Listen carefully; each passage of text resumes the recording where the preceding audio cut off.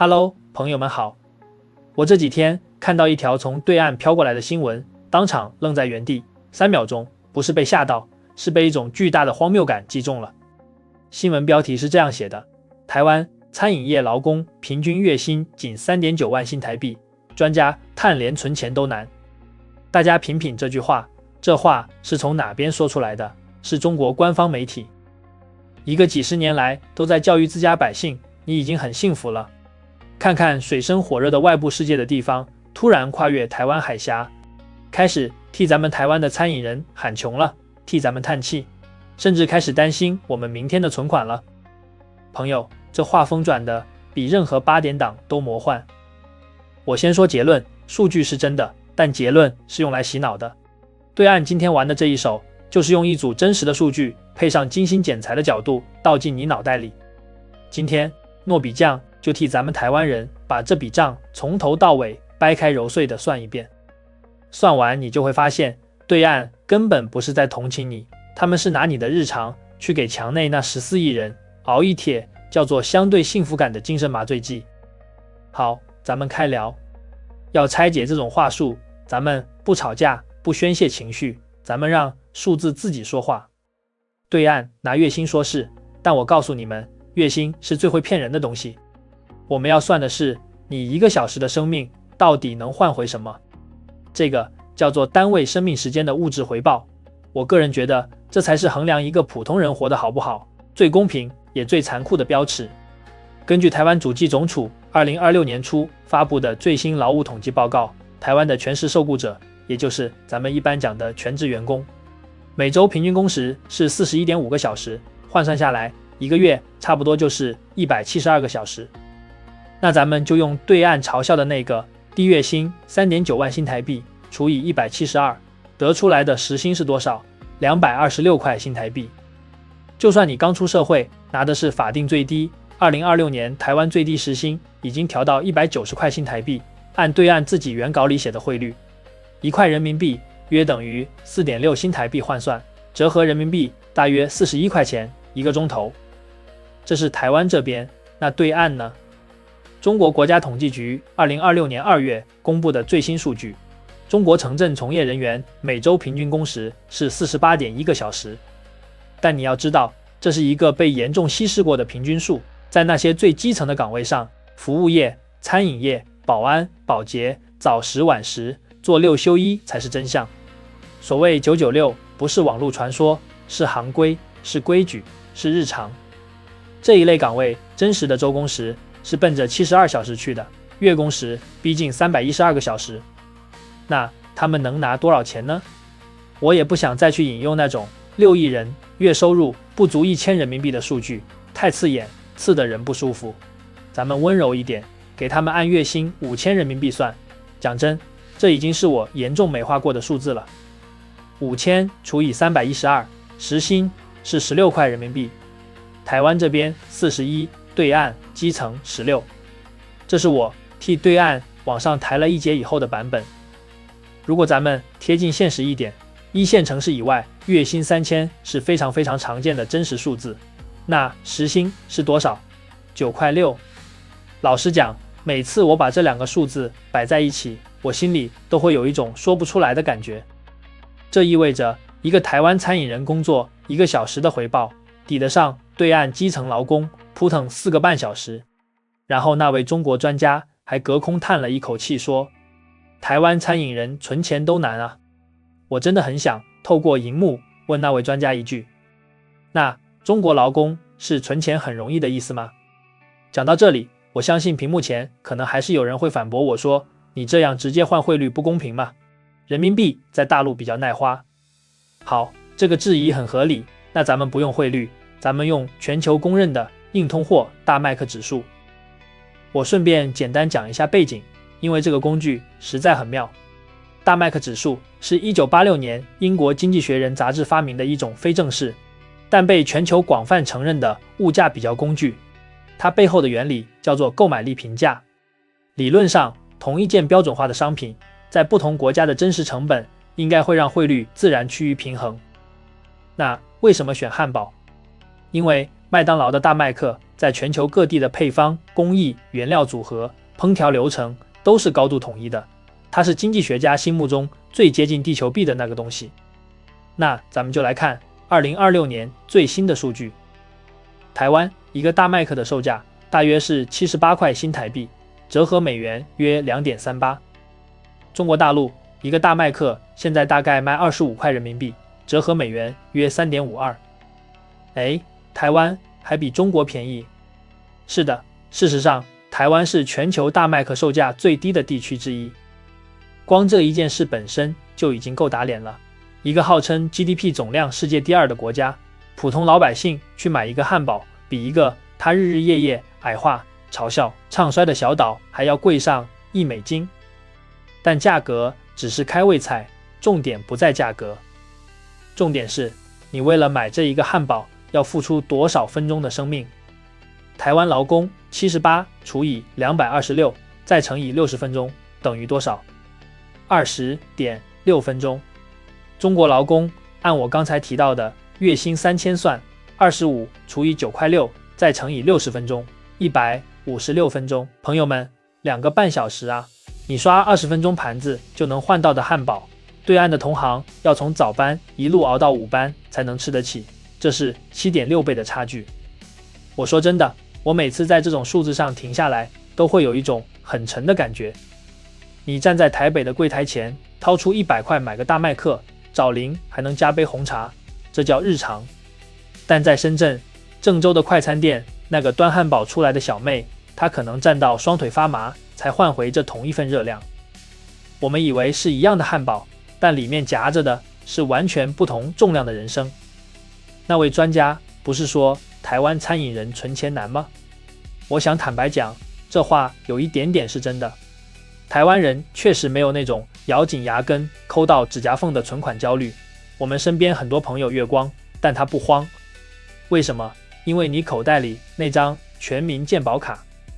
我特地去查了一下2026年最新的政策，台湾健保对单次住院的个人自付额封顶在 5.7 万新台币，大约 1.2 万人民币。这意味着什么？这意味着假如今天你很不幸得了一场大病，开刀住院住整整1个月，你最惨重的代价也就是不到2个月的薪水，剩下的国家替你扛。你可以月光，但你不会因为一场病而破产。你的安全感不是来自你银行户头里那串数字，是来自健保卡背后那一整张撑了几十年的社会安全网。那对岸呢？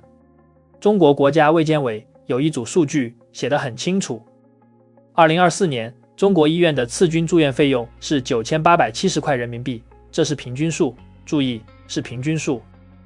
就算你按居民医保最理想的报销比例去算，个人自付最少也要再掏3500到4000块。对一个月薪3000人民币的基层劳工来讲，单单一次住院，自付的门槛就是1个多月的薪水。而且，请你特别注意，这只是平均的，单次的。如果不幸罹患的是癌症、心脏病、肾衰竭这一类重大疾病，那个数字往往要乘以10、乘以20。对很多对岸基层家庭来讲，一场大病不是去看病，是把房子卖掉，把亲戚一个一个借过去，把人生剩余的可能性全部抵押进去。你看出差别了吗？我刚才那一段话其实有一个不公平的地方，要替我自己讲清楚。我是把最严重的病例假设套在台湾健保头上，又只给中国那边套了一个平均单次住院的金额，也就是说，我已经替对岸刻意美化过了。而即使是这样美化，差距依然惊人。所以你现在懂了吗？不是台湾人比较会花钱，活得比较潇洒，是台湾人根本不需要把每一分钱都当作未来灾难的赎金在存，而中国劳工存的每一分钱，很可能不是为了过更好的日子，而是为了撑住不要倒下。他们存的不是钱，是恐惧。所以我再回头看那位专家那一句轻飘飘的台湾人存钱都难，我真的有一种很荒谬的感觉。这就好像你在沙漠里没水喝，正在脱水，回头看到旁边一个有水井的人没囤一瓶矿泉水，然后你摇摇头叹一口气说，哎，他真可怜，连储水都做不到。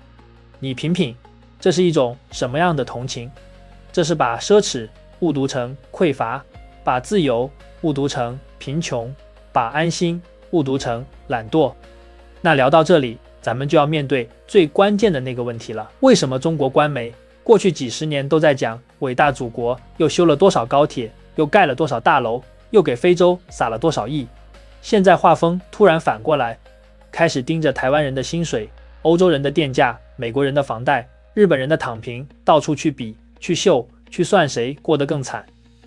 我想了很久，答案很简单，中国的经济走进了深水区。当大国崛起的宏大叙事忽悠不动那些每天睁眼就焦虑、找不到3000块工作的中国老百姓时，宣传系统必须换一个心理锚点，相对幸福感构建。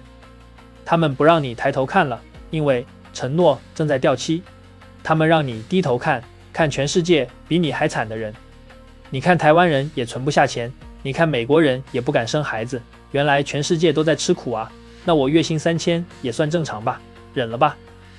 这就是为什么你最近上中文互联网会不停看到这一类标题：台湾餐饮人月薪8500存不下钱，美国白领背着100万房贷不敢生孩子，日本年轻人躺平不消费过得很惨，欧洲电价飞涨，冬天不敢开暖气，韩国年轻人陷入 N 抛世代。画面拼起来目的只有一个，让中国劳工抬眼一看，全世界都跟我一样苦，那我就忍了吧。老实讲，看到这套操作，我不觉得幸灾乐祸，我反而很心痛。那些被困在系统里的中国基层劳工，他们每天加班到深夜，看着这种假新闻，咬牙告诉自己，我还算不错了。真正可恶的不是他们，是那个不断给他们注射精神麻醉剂的系统。而那一帖药材料里现在多了一味，叫做台湾。所以咱们台湾人看到这种新闻的时候，应该用什么姿势去反应？第一种反应是大笑，哈哈哈，又来了。第二种反应是动怒，你凭什么同情我？我个人倒希望咱们慢一点，反应的深一点，因为这种假同情本质上是把咱们的日常拿去当对岸的安慰剂在用。咱们觉得理所当然的那些东西，每周40小时工作制、健保卡，可以理直气壮跟老板讲我下班了的底气，周末可以约朋友去夜市吃卤味喝啤酒的自由，生病了知道不会破产的安心，发票还会中奖的那种小确幸，这一些在你看来再普通不过的日常，被拿到对岸是要被改写、被剪辑、被重新包装成惨的。老实讲，咱们身上的这些东西不是天上掉下来的，是几十年来一代又一代台湾人用选票、用街头、用一次又一次的政党轮替，用对民主制度笨拙的坚持，用一次又一次虽然不完美但还是要走下去的信念慢慢长出来的。它的代价不便宜，所以它的价值不该被任何人轻贱，包括被对岸那种带着同情滤镜的关心轻贱，也包括被咱们自己因为太习以为常而轻贱。可能生命不是平等的，但时间对每一个人都是公平的。当你1个小时的生命能换回来的东西是对岸同行的7倍，这不是你很幸运，这是有一群人在你看不见的地方，用制度、用法律、用健保、用劳基法，用一票一票投出来的政府，替你撑起了一个不必燃烧自己也能活的世界。所以下一次再看到那种台湾人薪水低、存钱难的对岸新闻，你可以笑也可以骂，但请你笑完骂完，回头摸一下口袋里那张健保卡，然后准时打卡下班，回家陪家人吃顿饭，去夜市点一份咸酥鸡，去看一场棒球。因为这个才是这场比赛里咱们真正赢回来的东西。那位专家的叹气留给他自己叹吧，也留给那些被关在墙内，被那一帖一帖精神麻醉剂喂大的对岸朋友们自己慢慢咀嚼吧。谢谢你愿意听我把这一笔账一直算到最后。好，今天就聊到这儿，咱们下期见，拜拜。